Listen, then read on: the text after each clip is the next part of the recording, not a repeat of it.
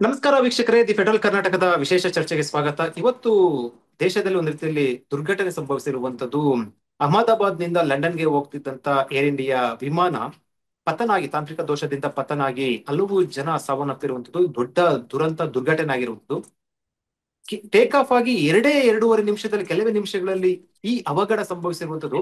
ಈ ಯಾಕೆ ಅವಘಡ ಸಂಭವಿಸಿತು, ಅದು ಎರಡೂವರೆ ನಿಮಿಷದಲ್ಲಿ ಈ ರೀತಿ ಆಗಿರುವಂತದ್ದು ತಾಂತ್ರಿಕ ವೈಫಲ್ಯನೋ ಅಥವಾ ಬೇರೆ ವೈಫಲ್ಯನೋ, ಅಥವಾ ಎರಡೂವರೆ ನಿಮಿಷದಲ್ಲಿ ಈ ಅವಘಡ ಸಂಭವಿಸಿದಾಗ ರಕ್ಷಣೆ ಮಾಡದಷ್ಟು ಆಗಂತ ಪರಿಸ್ಥಿತಿ ಇತ್ತ? ಆಕ್ಚುಲಿ ಇದು ಟೆಕ್ನಿಕಲ್ ಆಗಿ ತಾಂತ್ರಿಕವಾಗಿ ಹೇಗಿರುತ್ತೆ, ಈ ಸಂಬಂಧಪಟ್ಟಂತೆ ಸಾಕಷ್ಟು ಜನರಿಗೆ ಕುತೂಹಲದ ಜೊತೆ ಒಂದಷ್ಟು ಪ್ರಶ್ನೆಗಳು ಕೂಡ ಇರುವಂತದ್ದು. ಈ ಬಗ್ಗೆ ಖುದ್ದು ನಮ್ ಜೊತೆ, ಯಾಕಂದ್ರೆ ಪೈಲಟ್ ಆಗಿ ಏನು ಸೇವೆ ಸಲ್ಲಿಸ್ತಾ ಇರುವಂತಹ ಅನುಭವ ಇರುವಂತಹ ಸಮರ್ಥ್ ಹೆಗಡೆ ಅವರು ನಮ್ ಜೊತೆ ಇದ್ದಾರೆ. ಸರ್, ಕಾರ್ಯಕ್ರಮಕ್ಕೆ ಸ್ವಾಗತ. ನಮಸ್ಕಾರ ನಮಸ್ಕಾರ. ಸರ್, ಇದೊಂದು ದುರ್ಘಟನೆ ಸಂಭವಿಸಿರುವಂತದ್ದು ನಿಜಕ್ಕೂ ಕೂಡ ಎಲ್ಲರೂ ಕೂಡ ಒಂದು ರೀತಿಯಲ್ಲಿ ಶಾಕ್ ಆಗಿರುವಂತದ್ದು.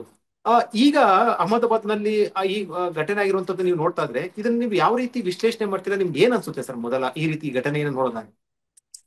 ಆಕ್ಚುಲಿ ನಾನು ಈ ಘಟನೆ ಸಂಭವಿಸಿದಾಗ ನಾನು ಮನೇಲಿದ್ದೆ. ನನ್ನ ಸ್ವಲ್ಪ ರೆಸ್ಟ್ ತಗೋತಾ ಇದ್ದೆ ಅಂಡ್ ನನಗೆ ಫೋನ್ ಬಂತು ನನ್ನ ಕಲೀಗ್ಸ್ ಇಂದ ದಟ್ ಅಹಮದಾಬಾದ್ ಅಲ್ಲಿ ಹೀಗಾಗಿದೆ ಅಂತ ಹೇಳಿ. ಸೊ ಆ ಮೂಮೆಂಟ್ ಅಲ್ಲಿ ನನಗೆ ಫಸ್ಟ್ ಒಂದು 2-3 ಮಿನಿಟ್ಸ್ ನಾನು ಇದು ಈ ತರ ಸಾಧ್ಯನೇ ಇಲ್ಲ, ಇನ್ನು ಏನು ನ್ಯೂಸ್ ಏನು ಆನ್ ಮಾಡಿರ್ಲಿಲ್ಲ, ಟಿವಿ ಸ್ವಿಚ್ ಆನ್ ಮಾಡಿರ್ಲಿಲ್ಲ, ಮೊಬೈಲು ತೆಗೆದು ನೋಡಿರ್ಲಿಲ್ಲ, ಜಸ್ಟ್ ಫೋನಲ್ಲಿ ಈ ತರ ಈಗಿನ ಕಾಲದಲ್ಲಿ ಈಗಿನ ಆ 2002 ಟೆಕ್ನಾಲಜಿ ಇದೆ. 25 ಅಲ್ಲಿ ಈ ಈ ತರ ಆಗಕ್ಕೆ ಚಾನ್ಸೇ ಇಲ್ಲ ಅಂತ ಒಂದು 5 ಮಿನಿಟ್ಸ್ ನಾನು ನಂಬಲೇ ಇಲ್ಲ. ಆಮೇಲೆ ನಿಮ್ಮ ನ್ಯೂಸ್ ಎಲ್ಲ ಹಾಕಿ ಎಲ್ಲಿ ಫುಟೇಜಸ್, ಆಮೇಲೆ ಬೆಂಕಿ ಹತ್ಕೊಂಡಿದ್ದು ಉರಿತಾ ಇರೋದೆಲ್ಲ ಬಂದಾಗ ನಾನು ಒಂದು 2 ಮಿನಿಟ್ಸ್ ತಗೊಂಡೆ ಈಗಿನ ಇದು ಅಂತ. ಅವಾಗ ಅಲ್ಲಿ ತನಕ ನನಗೆ ಯಾವ ತರದ ವಿಮಾನ ಈ ಘಟನೆಯಲ್ಲಿ ಇನ್ವಾಲ್ವ್ ಆಗಿದೆ ಮತ್ತೆ ಯಾವ ಏರ್ಲೈನ್ದು ಏನು ಇನ್ಫಾರ್ಮೇಶನ್ ಇರ್ಲಿಲ್ಲ. ಆಮೇಲೆ ತದನಂತರ ನಾನು ನೋಡಕ್ ಹಿಡಿದ್ಮೇಲೆ ನನಗೆ ಡೀಟೇಲ್ಸ್ ಬರಕ್ ಹಿಡಿತು ಈ ತರದ್ದು ಅಂತ. ಅದರಲ್ಲೂ 787 ಅನ್ನೋದು one of the most sophisticated aircrafts. ಅದಾದ್ಮೇಲೆ Boeing has a very good record for 787 especially. ಈ ಈ ತರ ವಿಮಾನ ಈ ತರ ಘಟನೆಯಲ್ಲಿ ಯಾವತ್ತೂ ಪಾಲ್ಗೊಂಡಿಲ್ಲ, ಈ ತರ ಚಾನ್ಸ್ ಇದು ಇದೇ ಇರ್ಲಿಲ್ಲ. ಹಾಗಾಗಿ ನಾನು ನೋಡಿದಾಗ ನಾನು ನನ್ನ ಕಲೀಗ್ಸ್ ಫ್ರೆಂಡ್ಸ್ ಜೊತೆ ಎಲ್ಲ ನಾವೊಂದು ವಾಟ್ಸ್ಆಪ್ ಗ್ರೂಪ್ ಕಾಲ್ ಮಾಡಿದ್ವಿ, ಎಲ್ಲ ಡಿಸ್ಕಸ್ ಮಾಡ್ತಾ ಇದ್ವಿ ಇದು ಏನು ಈ ತರ ನಂಬಕ್ಕೆ ಆಗ್ತಾ ಇಲ್ವಲ್ಲ ಅಂತ ಹೇಳಿ. ಏನೇನ್ ಪ್ರಾಬಬಿಲಿಟೀಸ್ ಇದೆ, ಏನೇನ್ ಕಾಸಸ್ ಇದೆ, ಎಲ್ಲ ನಾವೇ ಜಸ್ಟ್ ಒಂದು ಬ್ರೈನ್ ಸ್ಟ್ರಾಮ್ ಮಾಡಿದ್ವಿ, ಏನೇನ್ ಆಗಿರ್ಬೋದು, ಹೇಗಾಗಿರ್ಬೋದು ಅಂತೆಲ್ಲ. ಬಟ್ ಎನಿವೆ ಅದು ಇನ್ವೆಸ್ಟಿಗೇಷನ್ ಔಟ್ಕಮ್ ಬರಬೇಕು. But for the for the moment ಇವಾಗ್ಲೂ ನನಗೆ it is very hard to believe ಈಗಿನ ಕಾಲದಲ್ಲಿ ಈ ತರದ್ ಇಷ್ಟು ಅಡ್ವಾನ್ಸ್ಡ್ ವಿಮಾನದಲ್ಲಿ ಈ ಘಟನೆ ನಡೀತು. ಆಮೇಲೆ ಇನ್ನೂರು ಮತ್ತೆ 230 240 ಪ್ರಯಾಣಿಕರ ಜೀವಕ್ಕೆ ಇವತ್ತು ಜೀವ ಹೋಗಿದೆ. ಮತ್ತೆ ಕ್ರೂ ಹಾಗೂ ಇದ್ರು. ಸೊ ಅವ್ರ ಫ್ಯಾಮಿಲಿ ಮತ್ತೆ ಅವರ friends and family circle including the airline staff ಎಲ್ಲರಿಗೂ who's working under, I am very very shocked. And ಅವರ ಫ್ಯಾಮಿಲಿ ಜೊತೆ ಬಿಗ್ ಕಂಡೋಲೆನ್ಸಸ್ ಫ್ಯಾಮಿಲಿಗೆ. ಸೊ ಬಟ್ ನಂಬಕ್ಕೆ ಇಟ್ ಇಸ್ ವೆರಿ ಹಾರ್ಡ್ ಈ ಇವತ್ತಿನ ಜನರೇಷನ್ ಅಲ್ಲಿ ಈ ತರ ಘಟನೆ. ಒಂದ್ ಏರ್ಕ್ರಾಫ್ಟ್ ಆಕಾಶದಿಂದ ಕೆಳಗ್ ಬೀಳೋದು ಇಟ್ ಇಸ್ ಈಗಿನ ಸಿಸ್ಟಮ್ಸ್ ಅಲ್ಲಿ ನಿಯರ್ ಟು ಇಂಪಾಸಿಬಲ್ ಅಂತ ಹೇಳ್ಬೋದು. ಇನ್ಕ್ಲೂಡಿಂಗ್ ಪೈಲಟ್ಸ್ ಸ್ವತಃ ನಾವು ಅದನ್ನ ಕೆಳಗ್ ಹಾಕ್ಬೇಕು ಅಂತ ತಗೊಂಡ್ ಹೋಗ್ಬೇಕು ಅಂದ್ರೂ ಅದ್ರಲ್ಲಿ ಅಷ್ಟು ವಾರ್ನಿಂಗ್ ಸಿಸ್ಟಮ್ಸ್, ಅಷ್ಟು ಫೇಲ್ಯೂರ್ ಸೇಫ್ಟಿ ಸಿಸ್ಟಮ್ಸ್ ಇರ್ತದೆ. ಅದು ನಾವು ಕೆಳಗ್ ತರಕ್ ನಮ್ಗೆ ಅಷ್ಟು ಸುಲಭಕ್ ಬಿಡೋದಿಲ್ಲ. ಓಕೆ. ನಾವೆಲ್ಲದನ್ನು ಡಿಸೇಬಲ್ ಮಾಡಿ ದೆನ್ ಅದನ್ನ ಕೆಳಗ್ ತರಬೇಕು. ಸೊ ಇದು ವೆರಿ ಅನ್ಫಾರ್ಚುನೇಟ್ ಏನಾಗಿದೆ ಇದು.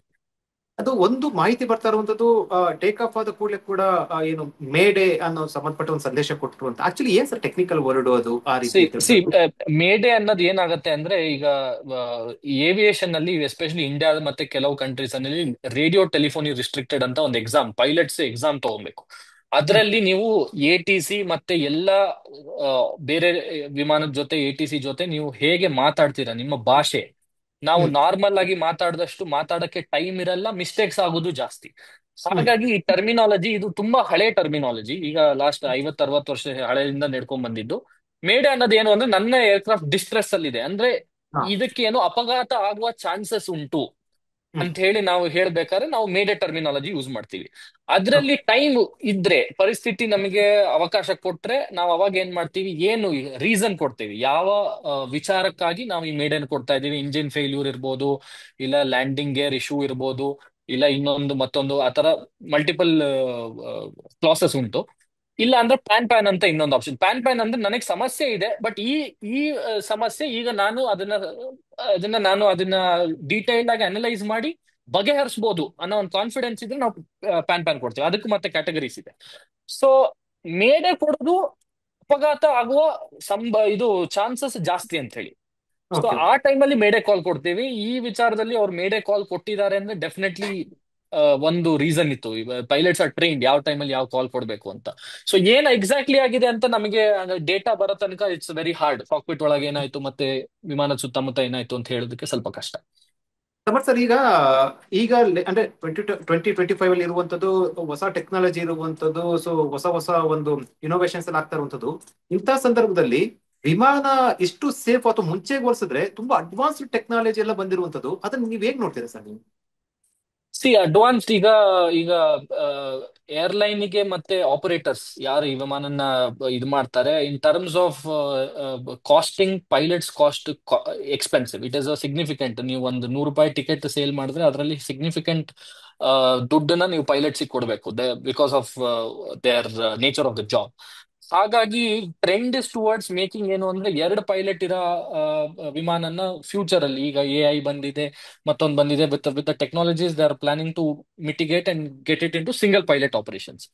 ಬಟ್ ಟೆಕ್ನಾಲಜಿ ನಾವು ಈಗ ಇವತ್ತಿನ ಜನರೇಷನ್ ಅಲ್ಲಿ ಇವತ್ತಿನ ಕರೆಂಟ್ ಸಿನಾರಿಯೋದಲ್ಲಿ ಪೈಲಟ್ಸ್ ವಿಮಾನನ ಫ್ಲೈ ಮಾಡೋದು ಬಹಳ ಹ್ಮ್ ಕಡಿಮೆ. Pilots are known as cockpit managers. ನೀವ್ ಹೇಗೆ ಇವತ್ತು ನಾವು ಮೊದಲಿನ ತರದಲ್ಲಿ ನಾವು ಫಿಸಿಕಲಿ ಕೆಲಸ ಮಾಡೋದಿಲ್ಲ, ಬಟ್ ಹೇಗೆ ಆಫೀಸ್ ನಡೆಸ್ತೀವಿ ಮ್ಯಾನೇಜರ್ಸ್, ನಾವೇನು ಮೈಲ್ಸ್ ಚೆಕ್ ಮಾಡ್ತೇವೆ, ಇದ್ ಮಾಡ್ತೀವಿ. We are also cockpit managers.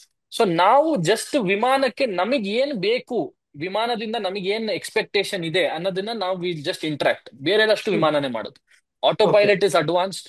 But ಏನು ಅಂದ್ರೆ ಲಿಮಿಟೇಷನ್ ಏನು, ಆಮೇಲೆ ಇದು ಲಿಮಿಟೇಷನ್ ಪ್ರೈಮರಿಲಿ ಏನು ಅಂದ್ರೆ ವಿಮಾನಕ್ಕೆ ಅದರದ್ದೇ ಆದ ಬುದ್ಧಿ ಇಲ್ಲ.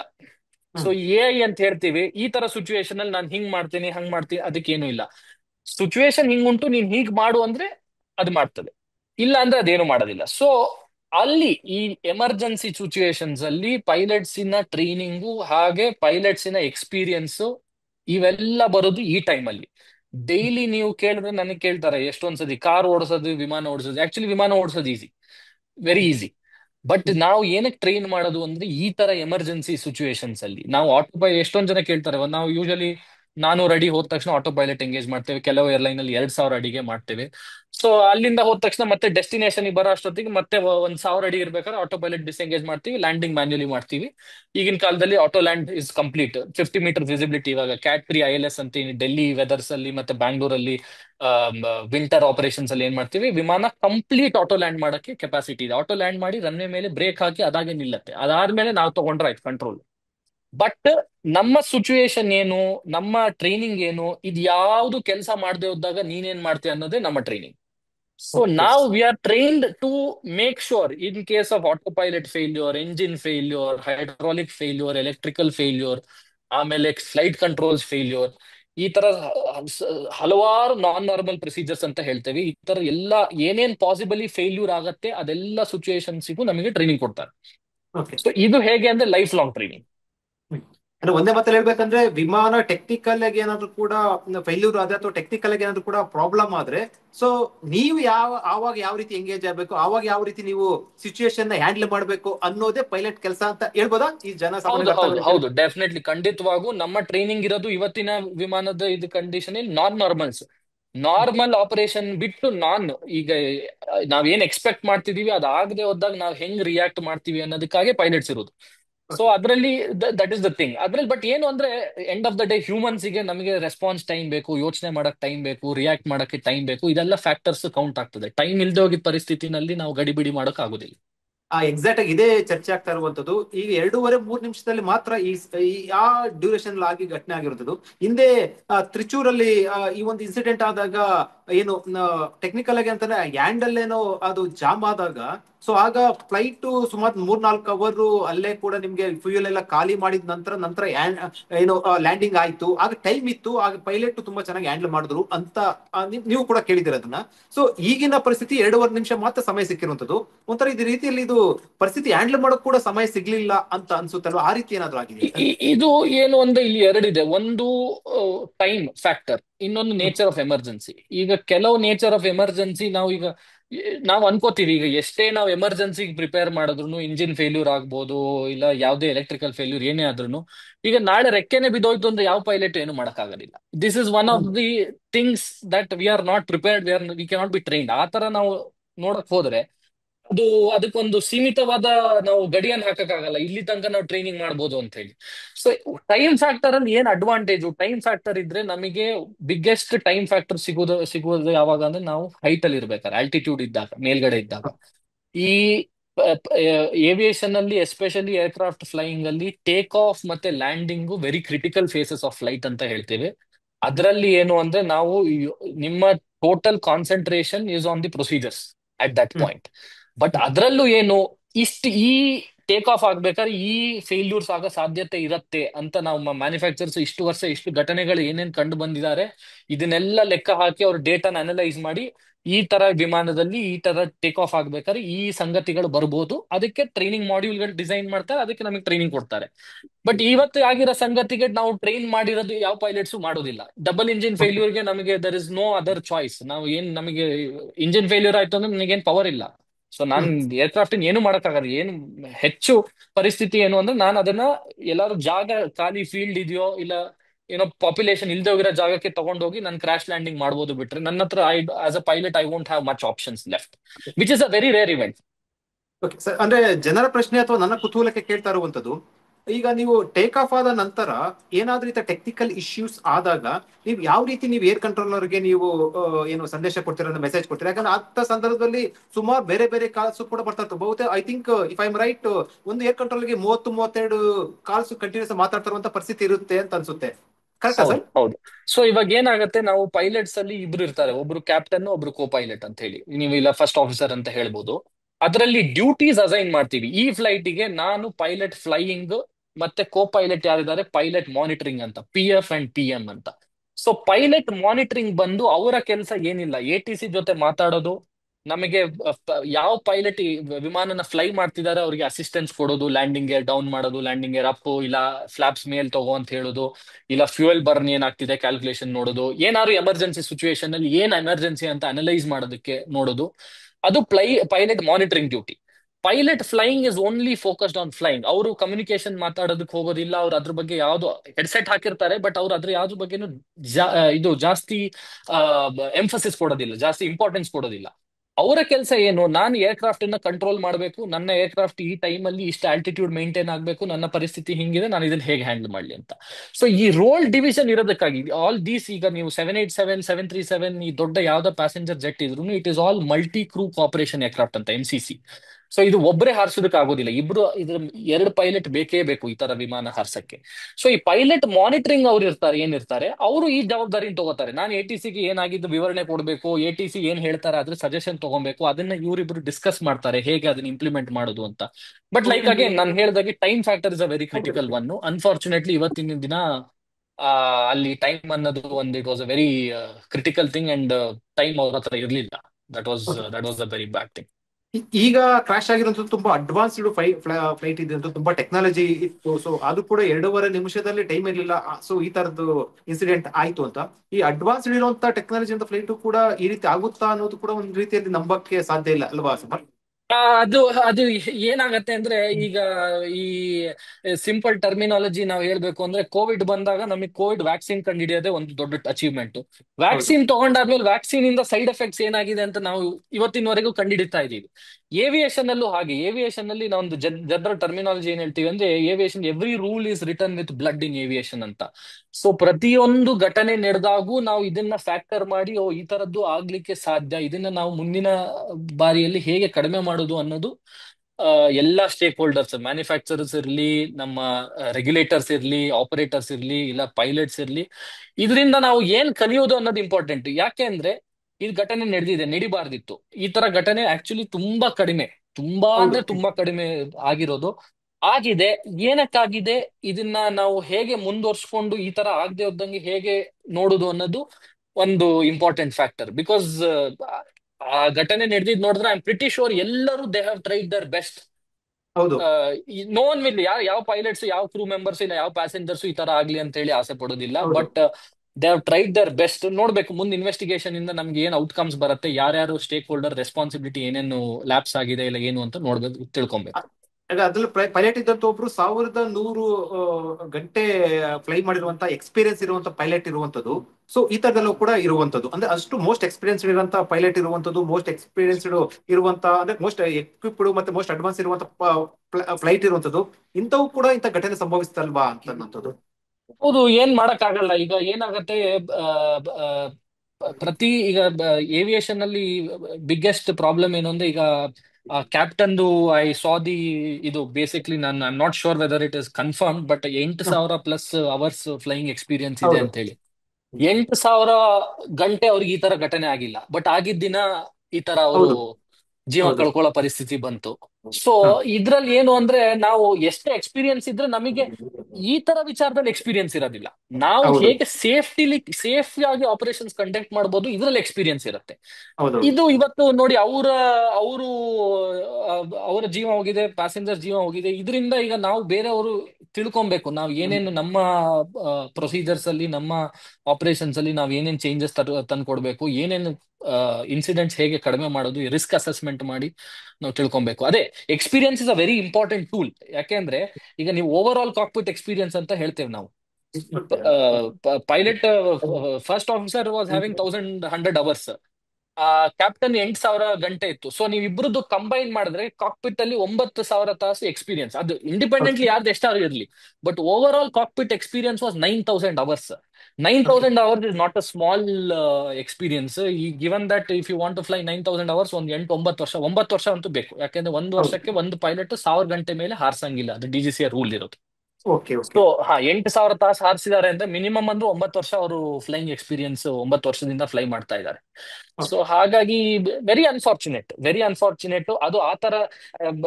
ಟು ಬಿ ಆನೆಸ್ಟ್, 8,000 ತಾಸು ಹಾರಿಸಿದ ಮೇಲೆ ಪೈಲಟ್ಸ್ ಹೇಗಿರ್ತಾರೆ ಅಂದ್ರೆ, ನಂದು ಅರ್ಧ ಕೆರಿಯರ್ ಆಲ್ಮೋಸ್ಟ್ ನಂದು ಸೇಫ್ ಆಗಿ ಮುಗೀತಪ್ಪ, ಇನ್ ಈ ತರ ಘಟನೆಗಳೆಲ್ಲ ವೆರಿ ಅನ್ಲೈಕ್, ಎಲ್ಲ ರಿಲ್ಯಾಕ್ಸ್ ಆಗ್ತಾರೆ, ಇಲ್ಲಪ್ಪ ಈ ತರ ಇದೆಲ್ಲ ನಮಗಿನ್ನೇನು ಅಂತ. ಅದು ಆತರ ವಿಮಾನದಲ್ಲಿ ಅಂತೂ ಹೈಲಿ ಅನ್ಲೈಕ್ಲಿ. ಕನ್ಸಲ್ಲೂ ಯಾರು ಅನ್ಕೊಂಡಿರಲ್ಲ ಈ ತರ ಘಟನೆ ಸಂಭವಿಸಬಹುದು ಅಂತ. ಯೂಶಲಿ ನಾವೇನ್ ತಿಳ್ಕೊಂಡ್ರೆ, ಈ ಮುಂದೆ ಅಂದ್ರೆ ಏನ್ ಟೇಕ್ ಆಫ್ ಆದಾಗ ಈ ಒಂದು half an hour, 1 hour, 2 hour ನಂತರ ಈ ತರ ಏನಾದ್ರು ಕೂಡ ಟೆಕ್ನಿಕಲ್ ಸಮಸ್ಯೆ ಇದೆ, ಮತ್ತೆ ಲ್ಯಾಂಡಿಂಗ್ ಎಮರ್ಜೆನ್ಸಿ ಲ್ಯಾಂಡಿಂಗ್ ಆಗೋದು ಅಥವಾ ವಾಪಸ್ ಬರೋದು, ಸೊ ಈ ತರದೆಲ್ಲ ಇರುತ್ತೆ. ಈಗ ಟೇಕ್ ಆಫ್ ಆಗಿ 2 ನಿಮಿಷದಲ್ಲಿ ಆಯ್ತು ಅಂತಂದ್ರೆ, ಸೊ ಇವನ್ ನಂಬೈಕು ಕೂಡ ಆಗ್ತಾ ಇಲ್ಲ, ಅಂದ್ರೆ ಆ, ಹೌದು. ಏನಾಗಿದೆ ಅಂತ ಕೂಡ ಗೊತ್ತಾಗ್ತಾ ಇಲ್ಲ ಅಷ್ಟರ ಮಟ್ಟಿಗೆ ಅಲ್ಲ, ನನ್ನ ಇದು. ನನ್ನ ಉದ್ದೇಶ, ನಾನು ಆಕ್ಚುಲಿ ಬಂದು ಇದೊಂದು ಫ್ಯಾಕ್ಟರ್. ಯಾಕೆಂದ್ರೆ ಆಸ್ ಅ ಇದು ಜನಸಾಮಾನ್ಯರಿಗೆ ಇದು ಭಾರಿ ಕುತೂಹಲ, ಮತ್ತು ಆ, ಕೆಲವೊಬ್ರು ಟೆನ್ಷನ್ ಮಾಡ್ಕೋತಾರೆ, ಟೆನ್ಷನ್ ಕೆಲವೊಬ್ರು ಎಕ್ಸಾಕ್ಟ್ಲಿ. ಫಿಯರ್ ಫ್ಯಾಕ್ಟರ್ ಜಾಸ್ತಿ ಆಗತ್ತೆ. ಹಿಂಗ ಆಗತ್ತಲ್ಲಪ್ಪ, ನಾನ್ ವಿಮಾನ ಹತ್ತದ್ ಸೇಫೋ ಇಲ್ವೋ ಆ, ಅಂತ ಹೇಳಿ. ಆ ಥರದಲ್ಲಿ ನಾನು ಏನ್ ಹೇಳ್ತೀನಿ ಅಂದ್ರೆ, aviation is still one of the safest means of transport. ನೀವು ಯಾವ ತರದ್ದಾರು ಕಂಪೇರ್ ಮಾಡಿದ್ರೆ, ರೈಲ್ವೇಸ್, ಏರ್ವೇಸ್, ಆರ್ ಇನ್ಕ್ಲೂಡಿಂಗ್ ನಿಮ್ಮ road. Marine and roads compare ಮಾಡಿದ್ರೆ, aviation is one of the safest means of transport. ಜನರಲ್ಲಿ ಕಾನ್ಫಿಡೆನ್ಸ್ ಕಳ್ಕೊಂಬಾರ್ದು. ಇವತ್ತು ಏನೇ ಆಗಿದ್ರು ಎಲ್ಲ, ಯಾವ ಸ್ಟೇಕ್ ಹೋಲ್ಡರು ಈ ತರ ಘಟನೆ ಆಗ್ಲಿ ಅಂತ ಹೇಳಿ ಕಾಯ್ಕೋತ್ ಕೂತಿರೋದಿಲ್ಲ. ಹೌದು. Everyone has tried their best. ಎಲ್ಲೋ ಏನೋ ಲ್ಯಾಪ್ಸಸ್ ಇರ್ಬೋದು, whatever may be the reason. ಇದ್ರಲ್ಲಿ ಏನಾಗತ್ತೆ, ಕೆಲವು ಫ್ಯಾಕ್ಟರ್ಸ್ ಆರ್ ಬಿಯಾಂಡ್ ಮನುಷ್ಯರ ಕೈಲಿ ಹ್ಯಾಂಡಲ್ ಮಾಡಕ್ಕಾಗಲ್ಲ. Nature for example, weather. So ಈ ತರ ಈ ಘಟನೆಯಲ್ಲಿ ಇನ್ವಾಲ್ವ್ಮೆಂಟ್ ಇಲ್ಲದೆ ಇದ್ದಂಗೆ ಕಾಣ್ತದೆ, ಬಟ್ ಈ ತರ ಫ್ಯಾಕ್ಟರ್ಸ್ ಇರೋದಕ್ಕಾಗಿ ಜನರಲ್ಲಿ ಕಾನ್ಫಿಡೆನ್ಸ್ ಹೋಗ್ಬಾರ್ದು, ಅಯ್ಯೋ ವಿಮಾನ ಸೇಫ್ ಇದೆಯೋ ಇಲ್ವೋ ಅಂತ. ಇಲ್ಲ, ನನ್ನ ಐ ಅಶೋರ್ ಯು, ಆಲ್ ಪೈಲಟ್ಸ್, ಎಲ್ಲ ಪೈಲಟ್ಸ್, ಆಲ್ ಆಪರೇಟರ್ಸ್ ಇನ್ಕ್ಲೂಡಿಂಗ್ ನಮ್ಮ governing DGCA and airlines and everyone, they are working hard to make sure it is much safer day in day out. But ಈ ತರ ಘಟನೆ ಆದಾಗ ಇಟ್ ಈಸ್ ಸ್ವಲ್ಪ alarming, ಎಲ್ಲರಿಗೂ tension. ಯಾಕಂದ್ರೆ ನಾನು coming from the same community, ನಾನು last 5 years ಇಂದ ನಾನು I been associated with aviation and things. It is very alarming for us. ನಮ್ಮ ಹತ್ರ ಆನ್ಸರ್ ಕೇಳಿದ್ರೆ ಇದು ಏನಕ್ಕೆ ಆಯ್ತು ಅಂತ ಹೇಳಿ ಆನ್ಸರ್ ಇಲ್ಲ. ಓಕೆ. ಬಟ್ ಬಟ್ ಹಾ, ಹೇಳಿ ಸಮಯ ಕಂಟಿನ್ಯೂ. ಇದ್ದಿದ್ರೆ ಅಥವಾ ಬೇರೆ ನಿಮ್ಗೆ ತುಂಬಾ 1 ಅವರ್ ಅಥವಾ ಹಾಫ್ ಅನ್ ಅವರ್ ಅಂತ ವಾಪಸ್ ಬಂದಿದ್ರೆ, ಅದಕ್ಕೆ ಏನಾದ್ರು ಕೂಡ ಈ ತರ ಟೆಕ್ನಿಕಲ್ ಇಶ್ಯೂ ಇತ್ತು ಅಂತ ಗೊತ್ತಾಗ್ತಾ ಇತ್ತು. ಈಗ ನಿಮ್ ಟೆಕ್ನಿಕಲ್ ಏನ್ ಇಶ್ಯೂ ಇದೆ ಅನ್ನೋದು ಕೂಡ ಇನ್ನೂ ಕೂಡ ಅದನ್ನ ಅದೇ ಅಲ್ಲಿ ಏನಾಗ್ತದೆ, ಗಮನಿಸಿಕೊಳ್ಳಲಾಗ್ತಾ ಇಲ್ಲ. ಹ್ಯೂಮನ್ಸಿಗೆ ನಿಮ್ಗೆ ಕಾಕ್ಪಿಟ್ ಅಲ್ಲಿ ಕೂತಾಗ, ಈಗ ಈಗ ನಾರ್ಮಲಿ ಏನು ಅಂದ್ರೆ, ಇಂಜಿನ್ ಫೇಲ್ಯೂರ್ ಅಂದ್ರೆ ನಾರ್ಮಲಿ ಏನ್ ಅನ್ಕೋತಾರೆ, ಇಂಜಿನ್ ಒಂದು ಫೇಲ್ ಆಯ್ತು, ಪವರ್ ಹೌದು. ಲಾಸ್ ಆಯ್ತು ಅಷ್ಟೇ ಅಂತ. ಬಟ್ ಪ್ರಾಬ್ಲಮ್ ಏನಾಗ್ತದೆ, engine has sub derivatives. Engine ನಿಂದ ಎಲೆಕ್ಟ್ರಿಕಲ್ ಜನರೇಟರ್ಸ್ ಇರುತ್ತೆ, ಇಂಜಿನ್ ನಿಂದ ಹೈಡ್ರಾಲಿಕ್ಸ್ ಇರುತ್ತೆ. ಈಗ ಇಂಜಿನ್ ಫೇಲ್ ಆಯ್ತು ಅಂದ್ರೆ ನನ್ನ ಹೈಡ್ರಾಲಿಕ್ಸ್ ಹೋಯ್ತು, ನನಗೆ ಏರ್ಕ್ರಾಫ್ಟ್ ಅಲ್ಲಿ ಪವರ್ ಸಪ್ಲೈ ಹೋಯ್ತು. ಅದಾದ್ಮೇಲೆ ಅದ್ರ ರಿಲೇಟೆಡ್ ಸಬ್ ಸಿಸ್ಟಮ್ಸ್ ಏನೇನಿದೆ ಅದೆಲ್ಲ ಫೇಲ್ ಆಗ್ತದೆ. ಸೊ ಇಂಜಿನ್ ಫೇಲ್ಯೂರ್ ನಲ್ಲಿ I have multiple things to deal with. ಒಂದು, ನನ್ನ first preference should I restart the engine, or ನನ್ನ ಇಂಜಿನ್ ರೀಸ್ಟಾರ್ಟ್ ಆಗಲ್ಲ. ಇದೆಲ್ಲ ಅನಲೈಸ್ ಮಾಡೋದಕ್ಕೆ time is a factor. But ಈ ಫ್ಯಾಕ್ಟರ್ ಅಲ್ಲಿ ನಿಮಗೆ 3 ನಿಮಿಷ ಅಂತ ತಗೊಂಡ್ರು 180 ಸೆಕೆಂಡ್. ಹ್ಮ್. ನಾವು ಈ ಇದ್ರ ಬಗ್ಗೆ ಯೋಚನೆ ಮಾಡೋ ಅಷ್ಟೊತ್ತಲ್ಲಿ it is over, event is done.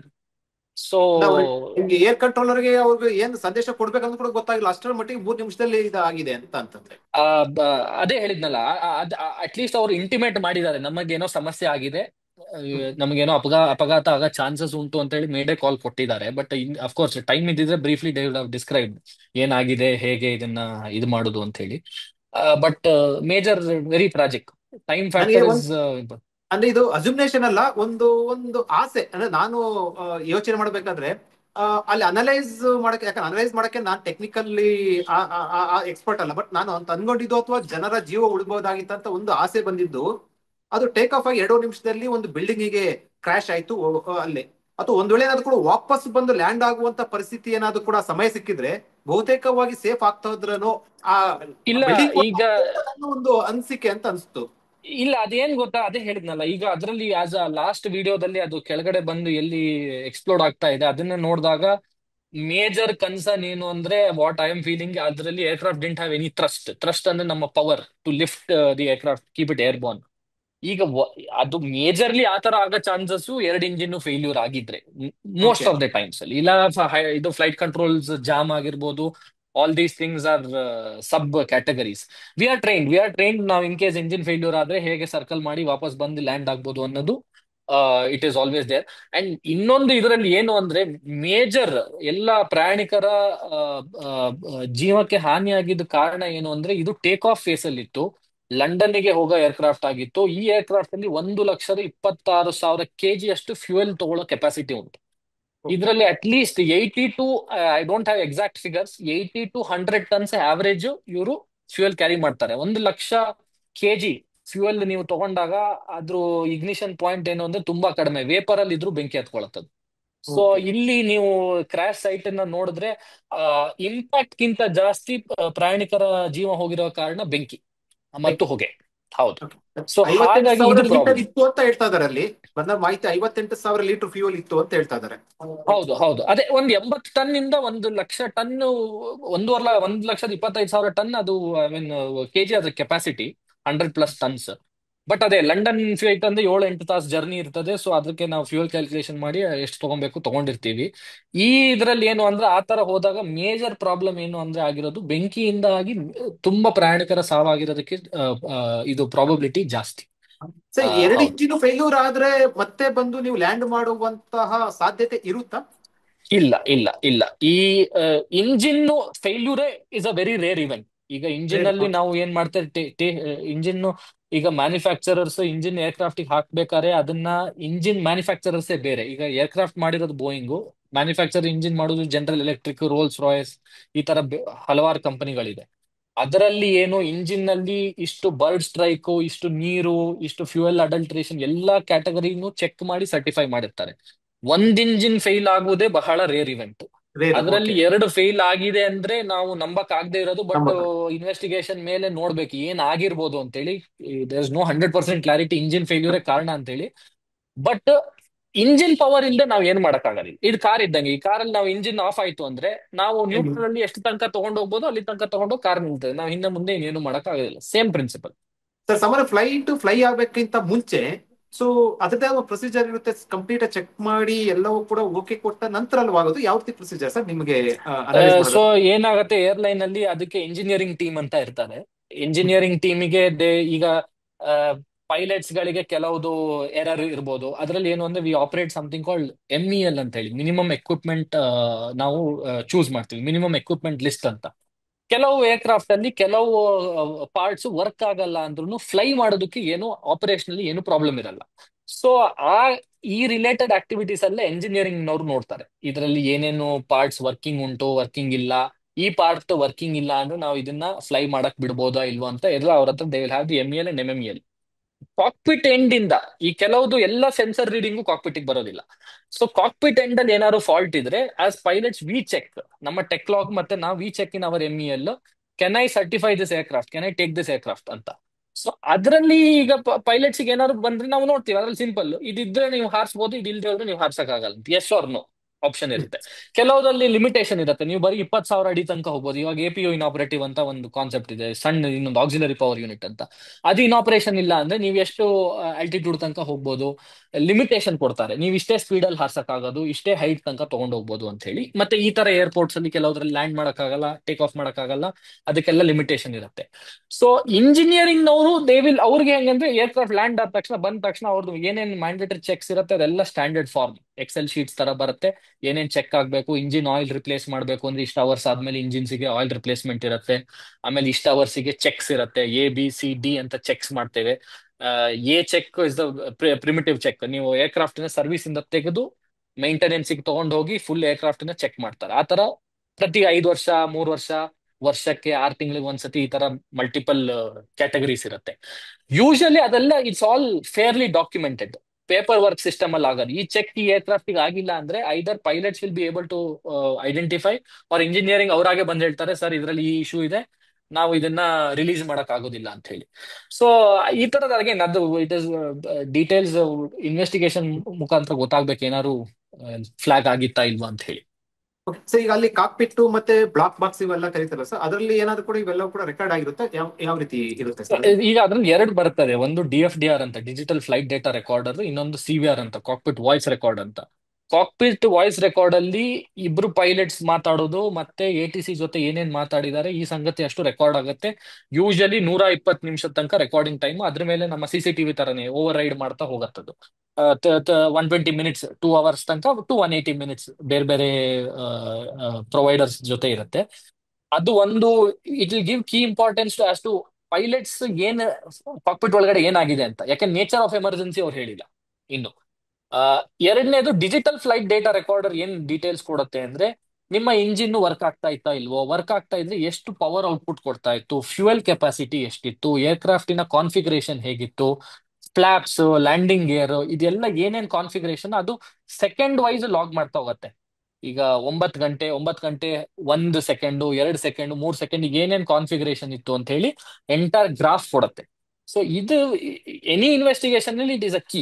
Unless ನಿಮಗೆ ಪ್ರಾಬಬಲ್ ಕಾಸ್ ಗೊತ್ತು, 100% ಇದರಿಂದ ಆಗಿದೆ ಅಂತ ಗೊತ್ತಿಲ್ಲದೆ ಹೋದ್ಮೇಲೆ ಇದನ್ನ, ಇದು ಯಾಕೆ ಎಲ್ಲ ಇನ್ವೆಸ್ಟಿಗೇಟರ್ಸ್ ಇದನ್ನ ಹುಡುಕ್ತಾರೆ ಅಂದ್ರೆ, ಇದರಿಂದ ನಿಮಗೆ 90% ಆಫ್ ದಿ ಪ್ರಾಬ್ಲಮ್ಸ್ಗೆ ನಿಮಗೆ ಸೊಲ್ಯೂಷನ್ ಸಿಗುತ್ತೆ, ಅಟ್ಲೀಸ್ಟ್ ರೂಟ್ ಕಾಸ್ ಏನ್ ಇಶ್ಯೂ ಉಂಟು ಅಂತ ಹೇಳಿ. ಮುಗ್ಸಕ್ಕಿಂತ ಮುಂಚೆ ಒಂದು ಕ್ಯೂರಿಯಾಸಿಟಿಗೆ, ಯೂಶಲಿ ಆಗಿ ಅಂದ್ರೆ ಇಷ್ಟೆಲ್ಲ ಹೇಳ್ಮೇಲೆ ಕೂಡ ಒಂದು ಪ್ಯಾನಿಕ್ ಮತ್ತೆ ಒಂದು ಆತಂಕ, ಮತ್ತೆ ಇನ್ನೊಂದ್ ಜೊತೆ ನೀವು ಪೈಲಟ್ ಹೋಗ್ಬೇಕಂದ್ರೆ ಅಷ್ಟು ಜನ ಪ್ರಯಾಣಿಕರು ಕೂಡ ನಿಮ್ಮ ಒಂದು ಜವಾಬ್ದಾರಿ ಆಗಿರುತ್ತೆ, ಅಥವಾ ಒಂದ್ ರೀತಿ ಅಲ್ಲ ಅದೊಂದ್ ರೀತಿ ಅಷ್ಟು ಜನ ಪ್ರಯಾಣಿಕರು ಕೂಡ ನೀವು ಕಾಪಾಡುವಂತ ಪರಿಸ್ಥಿತಿಯಲ್ಲಿ ಇರುವಂತದ್ದು. ಸೊ ಯೂಶಲಿ ಫ್ಲೈ ಅಂದ್ರೆ ನೀವು ಆ ಒಂದು ಆ ಸೀಟಲ್ಲಿ ಕುತ್ಕೋಬೇಕಾದ್ರೆ ನೀವು ಹೋಗಕ್ಕಿಂತ ಮುಂಚೆ ನೀವು ಏನ್ ಮಾಡ್ತೀರಾ ಸರ್? Curiosity C, ಕೇಳುವಂತದ್ದು. ಈಗ ಏನಾಗತ್ತೆ ಅಂದ್ರೆ ಈ ಇಂಡಸ್ಟ್ರಿನಲ್ಲಿ ಮೇಜರ್ ಏನು ಅಂದ್ರೆ ಪೈಲಟ್ಸ್ಗೆ ಇಂಪಾರ್ಟೆಂಟ್ ಇರುವುದು ರೆಸ್ಟ್ ಪೀರಿಯಡ್. ಹೌದು. ಒಂದು they have to be well rested. ಯಾಕೆ ಅಂದ್ರೆ ನಾವು ಕಾನ್ಸೆಪ್ಟ್ ಹೇಳುದು ADM ಅಂತ, ಏರೋನಾಟಿಕಲ್ ಡಿಸಿಷನ್ ಮೇಕಿಂಗ್ ಅಂತ. ಇಲ್ಲಿ ನಮಗೆ ಟೈಮ್ ಫ್ಯಾಕ್ಟರ್ ಡಿಸಿಷನ್ಸ್ ಮಾಡಬೇಕು, ನಮಗೆ we don't have entire day, ಇಲ್ಲ ಇಡೀ ದಿನ ನಮಗೆ ಯೋಚನೆ ಮಾಡೋಣ ಅನ್ನೋದಕ್ಕೆ ಇರೋದಿಲ್ಲ. ಆ ಪ್ರೆಷರ್ ಒಂದು. ಎರಡನೇದು ಬಂದ್ಬಿಟ್ಟು ನಾವು ಕಾಕ್ಪಿಟಿಗೆ ಹೋಗ್ಬೇಕಾದ್ರೆ ನಮ್ಮ ಸ್ಟ್ಯಾಂಡರ್ಡ್ ಎಲ್ಲ ಕಲ್ಚರ್ ಹೇಗೆ ಉಂಟು ಅಂದ್ರೆ, ನಮ್ಮ ಎಮೋಷನ್ಸ್ ಏನೇ ಇದೆಯಲ್ಲ, ಸಿಟ್ಟು, ಹಠ, ಬೇಜಾರು, ದುಃಖ, ಇದನ್ನೆಲ್ಲ ನಾವು ಡೋರ್ ಹಿಂದ್ಗಡೆ ಇಟ್ಬಿಡ್ತೀವಿ. ಅದು ಹ್ಮ್. ಯಾವುದು ನಮ್ಮ ಕೆಲಸಕ್ಕೆ ನಮಗೆ ಡಿಸ್ಟರ್ಬೆನ್ಸ್ ಮಾಡಕ್ಕಾಗಲ್ಲ. So most of the times ಎಲ್ಲ pilots when they sit in that cockpit seat, ನಾವು ನಮ್ಮ ಎಮೋಷನ್ಸ್ ಅನ್ನೆಲ್ಲ ಹಿಂದೆ, ವಿ ಆರ್ ನ್ಯೂಟ್ರಲ್. ನಾವು ಬಂದಿರೋ ಕೆಲಸ ಏನು, ನಾವು ಇವತ್ತು ನಮ್ಮ ಪ್ರಯಾಣಿಕರನ್ನ ಮತ್ತೆ ನಮ್ಮ ಸೇಫ್ಟಿ ಇಸ್ ನಮ್ಮ ಜವಾಬ್ದಾರಿ, ಆ ಆಸ್ಪೆಕ್ಟ್ ಇಂದ ನಾವು ಮಾಡ್ತೀವಿ. So that is one thing we are train. ನಮಗೆ ಯಾವ ಎಮೋಷನ್, ಸಿಟ್ಟು ಬರ್ಲಿ, ಹಠ ಬರ್ಲಿ, ಫ್ರಸ್ಟ್ರೇಷನ್ ಆಗ್ಲಿ, ಇದು ಯಾವ್ದನ್ನು ನಾವು ಫ್ಲೈಯಿಂಗ್ ಅಲ್ಲಿ ತೋರ್ಸಕ್ಕೆ ಬರೋದಿಲ್ಲ. ನಾವು ಕಾಮ್ ಅಂಡ್ ಕಂಪೋಸ್ಟ್ ಆಗೇ ಇರ್ಬೋದು. ಹಾಗಾಗಿ being an airline pilot comes among top 5 most stressful jobs in the world. Because ಈ ಹೌದು. ಸ್ಟ್ರೆಸ್ ಫ್ಯಾಕ್ಟರ್ಸ್ ಅನ್ನ ನಾವು ಹ್ಯಾಂಡಲ್ ಮಾಡೋದಕ್ಕೆ ತುಂಬಾ ಕಡಿಮೆ ಜನಕ್ಕೆ ಆಗೋದು. ಹಾಗೆ ಮತ್ತೆ ಟ್ರೈನಿಂಗ್ ನಲ್ಲಿ ಎನ್ಹಾನ್ಸ್ ಆಗ್ತಾ ಹೋಗುತ್ತೆ ನಾವು ಹೇಗೆ ಹ್ಯಾಂಡಲ್ ಮಾಡೋದು ಅಂತ ಹೇಳಿ. ಓಕೆ. ಸೊ ಇದು. ಅಂದ್ರೆ ನೀವು ಒಂದು ಜಾಗದಿಂದ ಇನ್ನೊಂದು ಜಾಗದಲ್ಲಿ ನೀವು ಟೇಕ್ ಆಫ್ ಆಗಿ ಲ್ಯಾಂಡಿಂಗ್ ಆದ ನಂತರ ಆ ನೆಕ್ಸ್ಟ್ ಮೂವ್ಮೆಂಟ್ ಹೆಂಗಿರುತ್ತೆ ಸರ್? ಯಾಕಂದ್ರೆ ಯೂಶುವಲ್ ಏನಂತಂದ್ರೆ ಆ, ಬೇರೆ ಜಾಬ್ ಬೇರೆ, ನೀವ್ ಹೇಳ್ದ ರೀತಿಯಲ್ಲಿ ಪೈಲಟ್ ಜಾಬ್ ಬೇರೆ ರೀತಿ ಇರುವಂತದ್ದು. ಸೊ ಅದ್ರಲ್ಲಿ ನಾನಾ ರೀತಿಯ ರಿಸ್ಕ್ಸ್ ಇರುತ್ತೆ. ಒಂದ್ ಕಡೆ ವೆದರ್ ಕೋಪರೇಟ್ ಮಾಡ್ಬೇಕು, ಮತ್ತೊಂದು ಟೆಕ್ನಿಕಲ್, ಮತ್ತೊಂದು ಇವೆಲ್ಲವೂ ಕೂಡ. ಲ್ಯಾಂಡ್ ಆದ ತಕ್ಷಣ ಸೊ ನಿಮ್ ಮನ್ಸಿಗೆ ಏನಿಸುತ್ತೆ? ನಮ್ಮ ಈಗ ಈಗ ಈಗ ಲ್ಯಾಂಡ್ ಆದ ತಕ್ಷಣ ನಮಗೆ ಒಂಥರ ಏನು ಅಂದ್ರೆ ಬೇರೆಯವ್ರ ತರ ನಮಗೆ ಕೆಲಸ ಮನೆಗೆ ತಗೊಂಡು ಹೋಗೋ ಇದು ಪ್ರಾಬ್ಲಮ್ ಇಲ್ಲ. ನಮ್ಮ ಕೆಲಸ ಏರ್ಕ್ರಾಫ್ಟ್ ಇಂಜಿನ್ ಆಫ್ ಆದ ತಕ್ಷಣ ನಮ್ ಕೆಲಸ ಮುಗೀತು, ಅಲ್ಲಿಗೆ ಲಾಸ್ಟ್ ಶೀಟ್ಸ್ ಎಲ್ಲ ಸೈನ್ ಮಾಡಿ ಕ್ಲಿಯರ್ ಮಾಡಿದ್ರೆ ನಮಗೆ ನಮ್ ಡ್ಯೂಟಿ ಸ್ಯಾಟಿಸ್ಫೈ ಆಯ್ತು, we are done for the day ಅಂತ. ಯೂಶಲಿ ಏನಾಗುತ್ತೆ, ಈ ತರ 5-6 ತಾಸು ಹಾರ್ಸಾದ್ಮೇಲೆ ಎಲ್ಲಾ ಪೈಲಟ್ಸ್ಗೂ ಸಿಕ್ಕಾಪಟ್ಟೆ ಸುಸ್ತಾಗಿರುತ್ತೆ. ಸೊ ಹಾ. ಇನ್ನೊಂದೇನು ಅಂದ್ರೆ ನಮಗೆ ಡ್ಯೂಟಿ ಟೈಮ್ 9 to 5 ಇಲ್ಲ, ಮಧ್ಯರಾತ್ರಿ ಹಾರಿಸ್ತೀವಿ, ಅರ್ಲಿ ಮಾರ್ನಿಂಗು, ಸಂಜೆ, ಬೆಳಗ್ಗೆ. ಸೊ ನಮ್ಮ ಬಾಡಿ ಕ್ಲಾಕು, ಸ್ಲೀಪ್ ಪ್ಯಾಟರ್ನ್ಸ್ ಎಲ್ಲ ಚೇಂಜ್ ಆಗಿರುತ್ತೆ. ಸೊ ಮೋಸ್ಟ್ ಆಫ್ ಅಸ್ ನಮಗೇನು ಅಂದ್ರೆ ಹೋಟೆಲ್ ಲೇವರ್ಸ್ ಇದ್ರೆ ಹೋಟೆಲ್ಗೆ ಹೋಗಿ ಸೀದಾ ಹಾಸಿಗೆ ಮೇಲೆ ಬೀಳೋದೊಂದೇ ನಿದ್ದೆ, ಒಂದ್ ಒಳ್ಳೆ ನಿದ್ದೆ ತೆಗೆದ್ರೆ ವಿ ಆರ್ ಬ್ಯಾಕ್ ಫ್ರೆಶ್. ಇನ್ ಕೆಲವೊಬ್ರು ಮತ್ತೆ ಫ್ಯಾಮಿಲಿ ಫ್ರೆಂಡ್ಸ್ ಕಾಫಿ ಅದು ಇದು ಏನಾದ್ರು ಒಂದ್ ಒಳ್ಳೆ ಕಾಫಿ ಕುಡ್ದ ಹಬ್ಬ ಫ್ರೆಶ್ ಆಯ್ತು, ಇನ್ನು ನೆಕ್ಸ್ಟ್ ಬೇರೆ ದಿನದ ಏನ್ ಆಕ್ಟಿವಿಟೀಸ್ ಇದೆ ನೋಡೋಣ ಅಂತೇಳಿ. Usually we are very relieved after landing. Especially Bangalore airspace, Delhi airspace ಎಲ್ಲ ಸಿಕ್ಕಾಪಟ್ಟೆ ಕಂಜೆಸ್ಟೆಡ್ ಏರ್ ಸ್ಪೇಸು, ಸಿಕ್ಕಾಪಟ್ಟೆ ಸ್ಟ್ರೆಸ್ ಇರ್ತದೆ. ಲ್ಯಾಂಡ್ ಆದ್ಮೇಲೆ we are totally stress free. We will resume normal lives, ಮತ್ತೆ ಬಂದು ಕಾಫಿ ಗಿಫಿ ಕುಡಿದು ಆರಾಮಾಗಿ ಫ್ರೆಶ್ ಆಗಿ we will carry about with our rest of the day. ಒಂದು ಪೈಲಟ್ ಎಷ್ಟು ಗಂಟೆ ಕಂಟಿನ್ಯೂಸ್ ಆಗಿ ಫ್ಲೈ ಮಾಡ್ಬೋದು ಸರ್? I mean cockpit. ಅದರಲ್ಲಿ ಗವರ್ನಿಂಗ್ ಲಿಮಿಟ್ಸ್ ಇದೆ, FDTL ಅಂತ ಹೇಳ್ತೇವೆ, ಫ್ಲೈಟ್ ಡ್ಯೂಟಿ ಟೈಮ್ ಲಿಮಿಟೇಷನ್ಸ್ ಅಂತ, ಮತ್ತೆ FTL ಅಂತ, ಫ್ಲೈಟ್ ಟೈಮ್ ಲಿಮಿಟೇಷನ್ಸ್ ಅಂತ, ಫ್ಲೈನ್ ಟೈಮ್ ಲಿಮಿಟೇಷನ್ಸ್ ಅಂತ.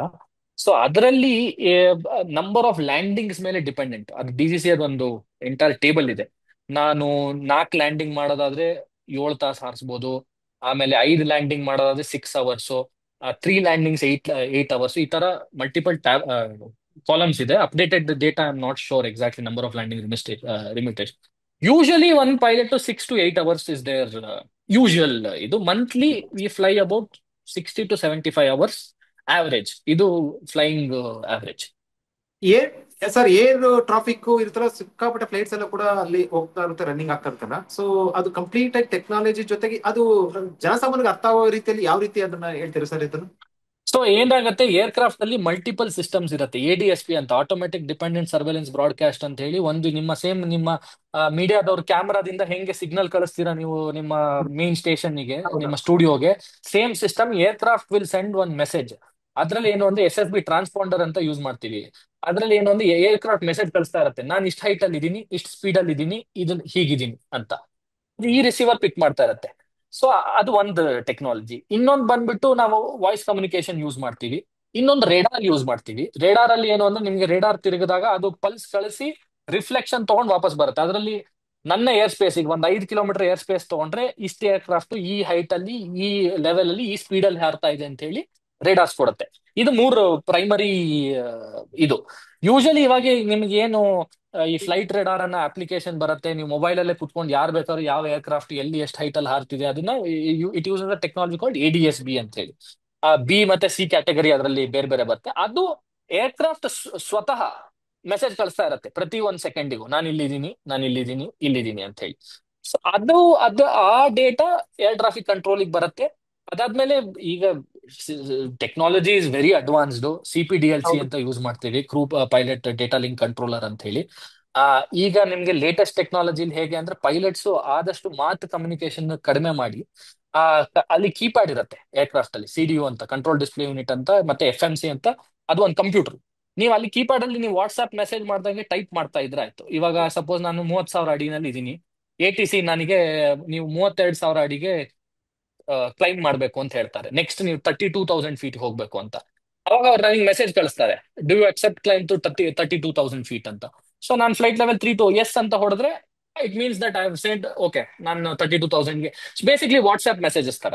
ಬಟ್ ಇಟ್ಸ್ ಏನು ಅಂದ್ರೆ it is used to reduce the workload. ನಾನು ಮಾತಾಡೋದು ಕಡಿಮೆ ಮಾಡ್ದಂಗೂ ನನಗೆ ಎನರ್ಜಿ ಉಳಿಯತ್ತೆ ಪೈಲಟ್ಸ್ಗೆ ಅಂಡ್ ATCಗೆ.